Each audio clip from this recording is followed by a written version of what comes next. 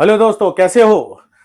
और मोहम्मद यूनुस ने जो कहा था कि हम ओशन के गार्जियन है, भारत की जो सेवन सिस्टर्स है, नॉर्थ ईस्ट के जो 7 राज्य है, वो सातों राज्य जो है वो समुद्र से जुड़े हुए नहीं है, वो लैंडलॉक है।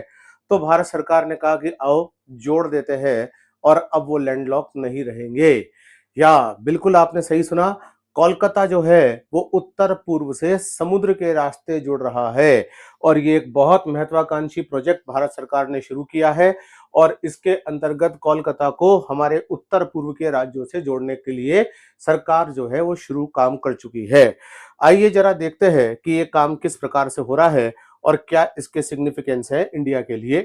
तो देखिए, जैसा कि आप सब लोग जानते हैं कि हाल ही में बांग्लादेश के जो केयर टेकर जो राष्ट्रपति है, जिनका नाम है मोहम्मद यूनुस, वो गए थे चाइना।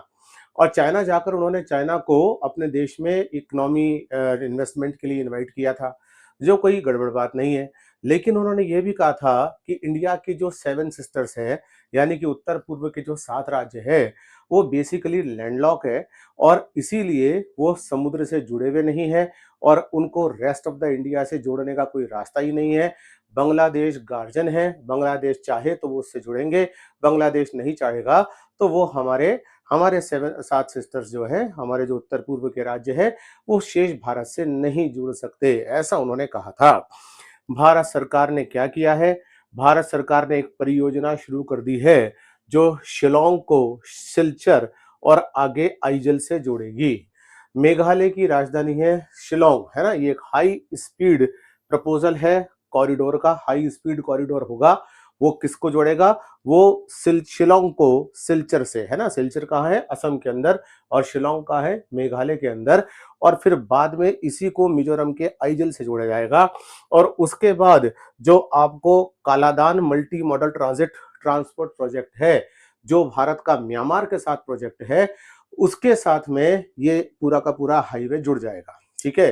तो देखिए होगा क्या, होगा ये कि शिलोंग से सिलचर, सिलचर से आइजोल, ये एक बहुत हाई स्पीड कॉरिडोर होगा। हाई स्पीड कॉरिडोर का मतलब जहां बहुत तीव्र गति से मालवाहक गाड़ियां आ जा सकेगी और ट्रेड एंड कॉमर्स बहुत सुंदर अच्छा बन जाएगा। उसके बाद ये मिजोरम के आइजल से होता हुआ और बांग्लादेश के म्यांमार के सितवे पोर्ट तक जाएगा और सितवे पोर्ट से ये सी रूट से किससे जुड़ेगा? कोलकाता से जुड़ेगा।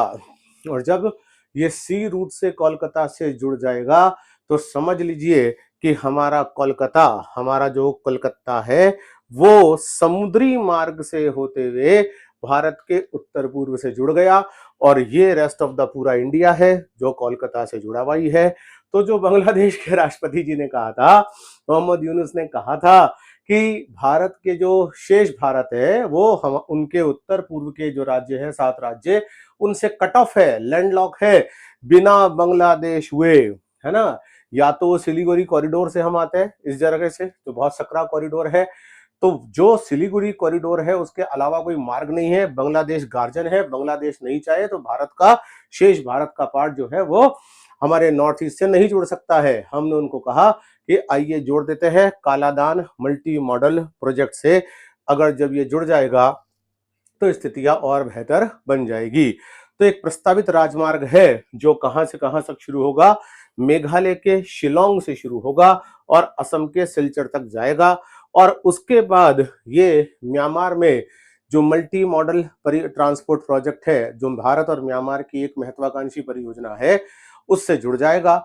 और फिर उसके बाद जैसा कि आप यहां देख पा रहे हैं कि सितवे बंदरगाह है म्यांमार में, और इस सितवे बंदरगाह से होता हुआ ये कोलकाता से जुड़ जाएगा। तो ये जो डेवलपमेंट हुआ है ये बड़ा ही इंपॉर्टेंट डेवलपमेंट हुआ है और इधर भारत सरकार ने इसका अनाउंसमेंट कर दिया। और इसके अनाउंसमेंट करने से सबसे ज्यादा मिर्ची लगेगी मोहम्मद यूनुस को, जिसने अभी अप्रैल के अंदर ये बोला था कि we are the guardian of the ocean, हम ओशियन के गार्जियन है। उनका सारी गार्जियनगिरी धरी की धरी रह गई। भारत ने अपने नॉर्थ ईस्ट को शेष भारत से बड़े आराम से जोड़ दिया। ठीक है। तो ये NH6 जो है वो एक 4 लेन का राजमार्ग बनेगा, जिसकी लंबाई कितनी होगी? 166.8 किलोमीटर की लंबाई होगी और ये उत्तर पूर्व में हाई स्पीड की पहली परियोजना है। हमारे नॉर्थ ईस्ट को, हम जो एक्ट ईस्ट पॉलिसी चाहते हैं उसमें हम नॉर्थ ईस्ट का विकास चाहते हैं, तो हमारे नॉर्थ ईस्ट को उत्तर पूर्व का विकास जरूरी है। तो 168.8 किलोमीटर एक राजमार्ग है और ये कॉरिडोर उत्तर पूर्व की हाई स्पीड परियोजना है, पहली परियोजना है। और जो ministry of road transport and highways जो है वो इस परियोजना को चला रही है और इस परियोजना को 2030 तक पूरा होने की संभावना है। संभावना क्या है कि ये परियोजना 2030 तक 2030 तक ये परियोजना पूरी हो जाएगी। और दूसरी तरफ जो Kaladan multi modal transport project है वो हमारा म्यांमार के साथ बहुत पहले से प्रोजेक्ट है, ठीक है। और उसको कौन देख रहा है? उसको देख रहा है मिनिस्ट्री ऑफ एक्सटर्नल अफेयर्स, यानी कि विदेश मंत्रालय देख रहा है। और वो कलकत्ता के सी पोर्ट को कहां से जोड़ रहा है? वो कालादान रिवर के माध्यम से राखीन स्टेट में जोड़ रहा है, सितवे बंदरगाह को।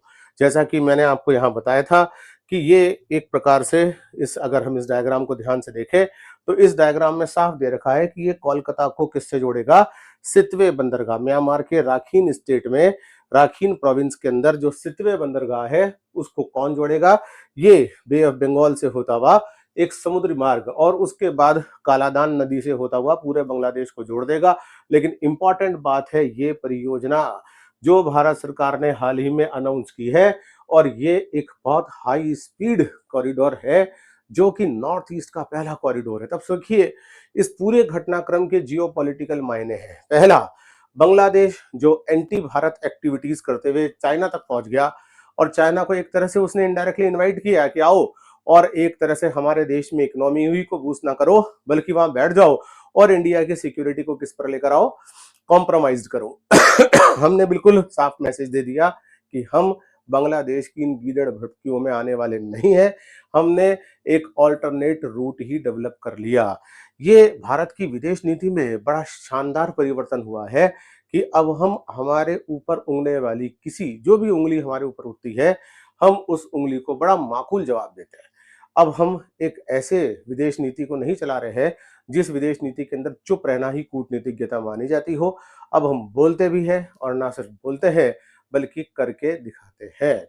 तो याद रखिएगा, भारत के जो नए भारत के निर्माण की हम बात करते हैं और जो हमारे नेशनल इंटरेस्ट सर्वोपरि है उसकी बात करते हैं, उसमें ये हाई स्पीड कॉरिडोर परियोजना बड़ा ही इंपॉर्टेंट रोल प्ले कर सकती है।